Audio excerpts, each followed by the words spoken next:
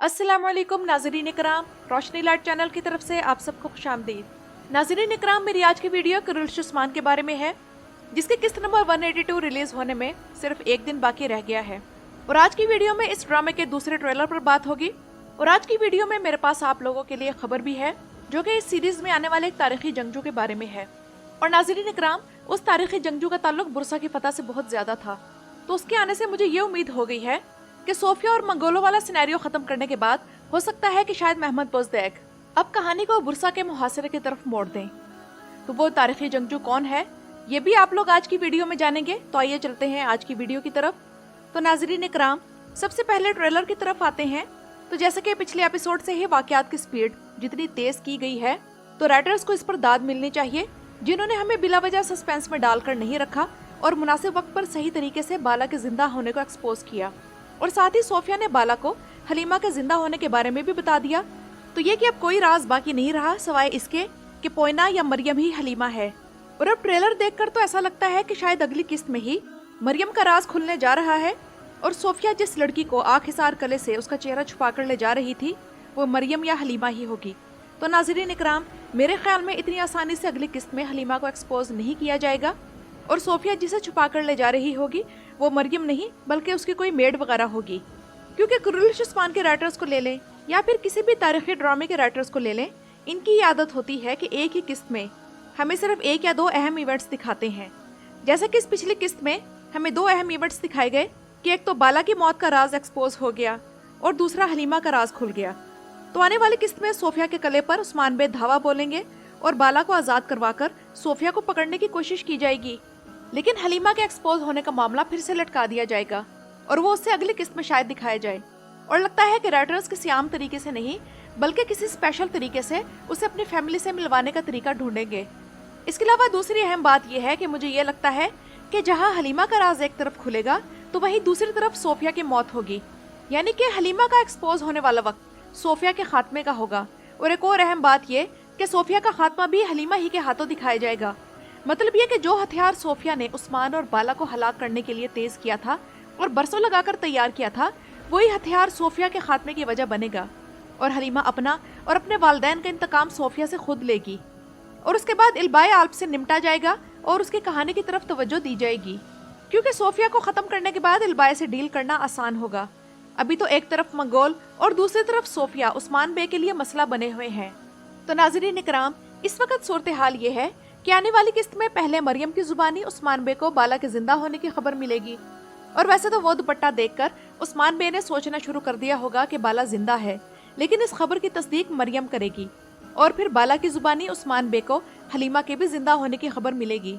लेकिन इससे पहले हालात कुछ यूं बनते दिखाई दे रहे हैं कि अगली किस्त के शुरू में हमें उस्मान बे की खुशी दिखाई जाएगी और वो दुपट्टा मिलने के बाद वो फ्यूचर प्लानिंग शुरू कर देंगे कि किस तरह बाला को तलाश किया जाए कि वो कहाँ है। और उसके बाद उनकी अपने सरदारों और बे वगैरह से मुलाकात होगी। इसके बाद वो प्लानिंग करके एक तो जंगल में हमला करेंगे और उसके बाद कले पर भी हमला करने की प्लानिंग होगी और कले के दरवाजों और दीवारों को तोड़कर वो कले में दाखिल होने के बाद बाला को एक खूनरेज लड़ाई के बाद छुड़ाएंगे। और उस वक्त ना तो काई जंगजुओं और ना ही उस्मान बे को रोकना आसान होगा, क्योंकि इनमें से हर कोई गम और गुस्से से भरा हुआ होगा। और आने वाली किस्त का आखिरी सीन वही सीन होगा जो कि 182 के ट्रेलर 2 का आखिरी सीन था, यानी कि उस्मान बे और बाला जब सोफिया कले से फरार हो रही होगी तो उसे पकड़ लेंगे और उसके साथ सर ढांपे हुए जो लड़की होगी वो हलीमा नहीं बल्कि कोई और होगी, क्योंकि सोफिया उस्मान बे के हमले की खबर सुनते ही मरियम को किसी खुफिया रास्ते से कले से फरार करवाने की कोशिश करेगी और वो कामयाब भी हो जाएगी। वैसे हलीमा के मामले में जहन में ये बात भी आती है कि हलीमा को कुछ न कुछ अंदाजा तो हो गया होगा कि सोफिया बाला से उसकी जिस बेटी की बात कर रही है वो वही तो नहीं है। तो अब हलीमा ये कड़ियां जोड़कर सोफिया को ठोकर मारकर उस्मान और बाला के पास खुद क्यों नहीं चली जाती। तो नाज़रीन इकराम, जैसे कि राइटर्स हमें ये दिखा रहे हैं कि हलीमा दिमागी तौर पर ज़रा कमज़ोर है और वो कभी एक फैसला करती है फिर पछताती है, फिर कभी दूसरा फैसला करती है। और वो दवाई जो सोफिया से दिया करती थी उसके इस्तेमाल की वजह से इसके अंदर विल पावर नहीं है। तो ऐसे सूरत में हलीमा खुद से कोई फैसला या कदम नहीं उठा सकती। ये नौबत आने में चंद किस्तें लगेंगी।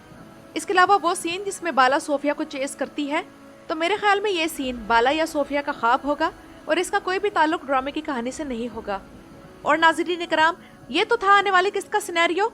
अब बात करते हैं ओलोगान की, जिसके बारे में कहा गया था कि वो इस सीरीज में मेहमान अदाकार है, लेकिन ये मेहमान जाने का नाम ही नहीं ले रहा।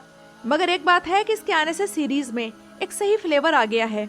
और कुरैश उस्मान के सीजन 3 के कारा शामान तो गए के बाद ना तो मुझे सीजन 4 का मंगोल पसंद आया जिसका नाम नाइमान था, और सीजन 5 में तो वैसे जो मंगोल लाया गया था वो अय्यार तो बहुत था, लेकिन वो ताकत में उस्मान बे की टक्कर का नहीं था, इसलिए वो अपना रंग नहीं जमा सका। तो बुलुगान वाकई उस्मान बे की टक्कर का मंगोल कमांडर है, और अगर तो अगली 2 किस्तों में इसका किरदार खत्म हो जाता है तब तो इसकी मौजूदगी से इसकी वैल्यू में इजाफा होगा और मदाह इसके किरदार को एंजॉय कर सकेंगे।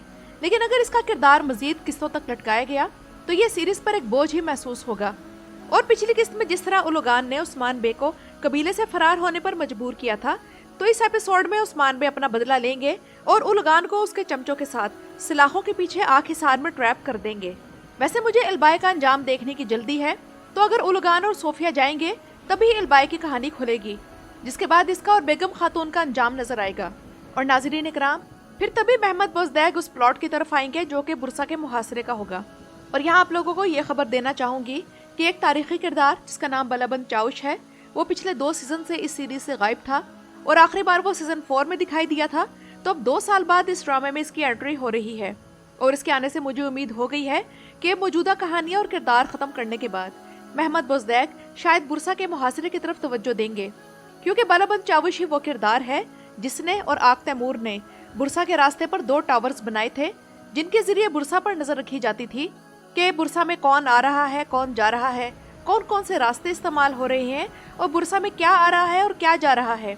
और फिर इन्हीं मालूमात से मदद लेकर उस्मान बे ने बुरसा के मुहासरे की प्लानिंग तरतीब दी थी।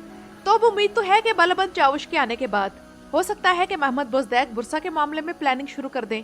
और पिछली वीडियो में मैंने आप लोगों से पूछा था कि आप लोगों को बाला की मौत की खबर सुनने पर किस अदाकार की अदाकारी सबसे अच्छी लगी थी, तो वहाँ मैंने तो गाजी आल्प और फातिमा खातून का नाम लिया था कि वो पहले नंबर पर हैं, और फिर दूसरे नंबर पर उस्मान बे को रखा था।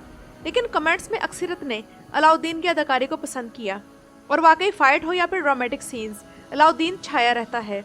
और एपिसोड 181 में जब भी अलाउद्दीन रोया तो हमारे आंसू ना रुक सके, और फातिमा के साथ तो इसका ये सीन सबसे बेहतरीन था जिसमें दोनों ही अदाकारी के मामले में एक से बढ़कर एक थे। लेकिन ये बात माननी पड़ेगी कि अलाउद्दीन की वाकई कोई एक्स्ट्रा ऑर्डिनरी एक्टिंग स्किल्स हैं। तो नाज़रीन इकराम, ये तो थी मेरी आज की वीडियो। अपने राय का इजहार कमेंट्स में ज़रूर कीजिएगा। मेरे चैनल पर आने का शुक्रिया।